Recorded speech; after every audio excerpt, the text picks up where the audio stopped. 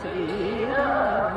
అక్కడ పాటలు అంతా అవన్నీ కళాక్షేత్రం అది టీటీడీ.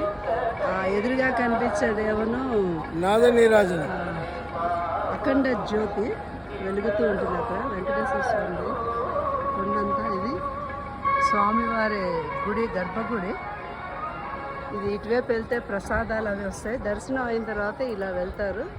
లడ్డు అది కౌంటర్ ఉంటుంది. ఇక్కడ వెళ్తేనేమో వరాహ నరసింహస్వామి ఉంటారు. స్వామివారి బ్రహ్మోత్సవాలు, శంఖచక్రాలు అన్ని పూజలు అవి జరిగేది అక్కడే. అక్కడ వెళ్తే ఆ వెంగమాంబ అన్నప్రసాదం అది ఉంటుంది. అది రథము స్వామివారిది. మనం బస్సు నుంచి ఎటు వచ్చినా కూడా ఇక్కడ ఏమో గెస్ట్ హౌస్లు అవి ఉంటాయి. అంతా ఇటు నుంచి వస్తే ఎండాకాలం కాబట్టి వైట్ పెయింట్ వేశారు. చాలా అద్భుతంగా ఉంటుంది. అసలు ఎన్నిసార్లు వచ్చినా తిరుమల ఎప్పటికప్పుడు మనకి కొత్తన ఆనందం.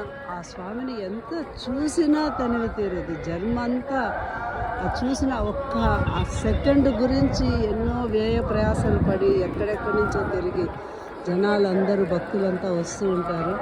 అంత మహిమగల ప్రత్యక్ష నిదర్శనాలతో కనిపించే మన తిరుమల వెంకటేశ్వర స్వామికి ఒక్కసారి అందరినీ గోవింద గోవింద గోవింద గోవింద గోవింద గోవింద. ఇదంతా తిరుమల మాడ వీధులు. బ్రహ్మోత్సవాల్లో ఇదంతా తిప్పుతారు. ఏనుగులు, భక్తులు, పంతులు అందరూ, స్వామీజీలందరూ కూడా తిరుగుతారనమాట. అద్భుతమైన పుణ్యక్షేత్రం ఇది.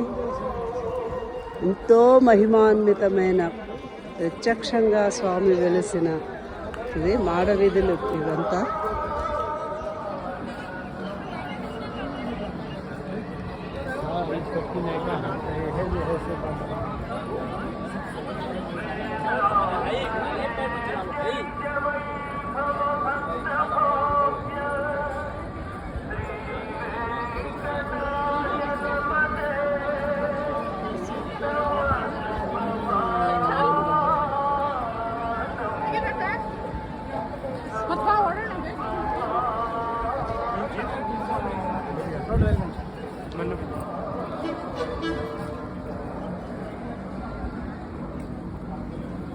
ఇక్కడ మాడవీధుల్లో ఇప్పుడు పాదరక్షలతో నడవకు.